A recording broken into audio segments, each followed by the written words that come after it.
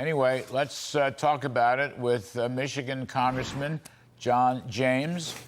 John, welcome back to the show. Appreciate it very much. Thanks a lot. So the latest up to date is former President Trump's going to speak to the rank and file. I'm not sure who all, whether it's UAW or just union people in general.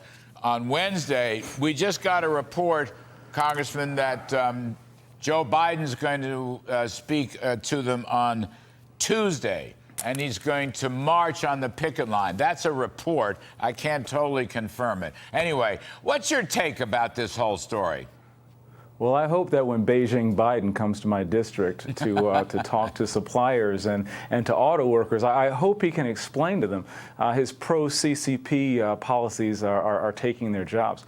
With his EPA policies and his NHTSA policies that are, frankly, going to penalize the automotive industry, which will make it impossible to get the UAW their bonus checks and the pensions that they're asking for. I hope he's explaining to working folks in my district exactly how Bidenomics is failing them, because that's about the only thing of value he could provide at this point. You know, it's interesting what you say, and I agree. Look, this is a pro-China policy on these electric vehicles. It's also the destruction of the United Auto Workers. It's also going to hurt even non-union auto workers down south, because the EVs require something like only 40% of the man hours that gas-powered cars is. The question I have for you, John, is does the UAW understand this? Because they're talking about wages and benefits, and I understand that. They haven't had a cost of living increase in years. But do they understand the root causes of this problem? Look, see, this is exactly the point. The UAW leadership and the UAW membership tend to think completely differently about these things. While the UAW leadership is having steak dinners, sending texts back and forth about how they want to extend this strike as long as possible to hurt the reputation of the goose that laid the golden egg, essentially the leading industry in Michigan.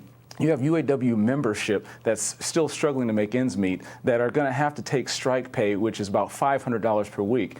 This is something that's hitting home, and this is not a game. And frankly, the Biden administration really owes people an answer for how his policies that have sent jobs to Mexico and China, how that benefits folks here. We all want fair pay. We all want a safe work environment. And negotiating quickly in good faith is in everybody's interest.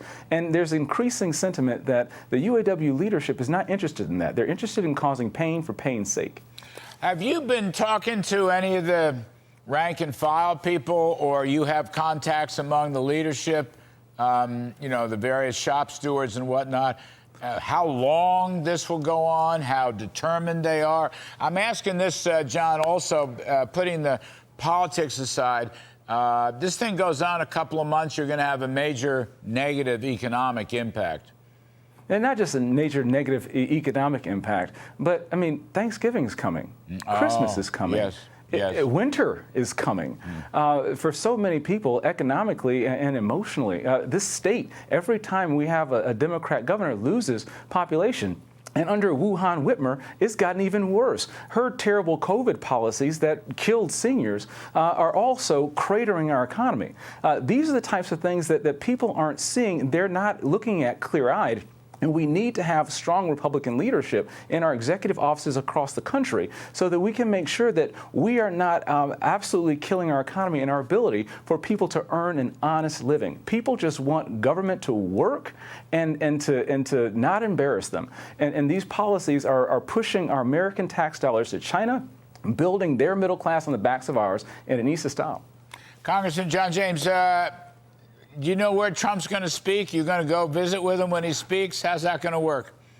Well, if I'm invited, I'd love to go. I went to go visit the picket line 4 years ago at GM Hamtramck, and I plan on visiting very soon myself. But frankly, there's another shutdown that we need to avert. We absolutely need to cut this terrible, out-of-control spending, but we need to walk and chew gum at the same time. When a veteran who's experiencing a crisis picks up a crisis hotline, he doesn't need to get a dial tone because the government shut down, which is why I proposed a bill that would stop politicians' pay if we shut down the government. Where I come from, if you don't do your job, if you don't do your work, you don't get paid. Frankly, if I'm invited to the picket line and I'm in town, I'll go. But I need to be back in D.C. working on a solution to cut this spending and keep our government running.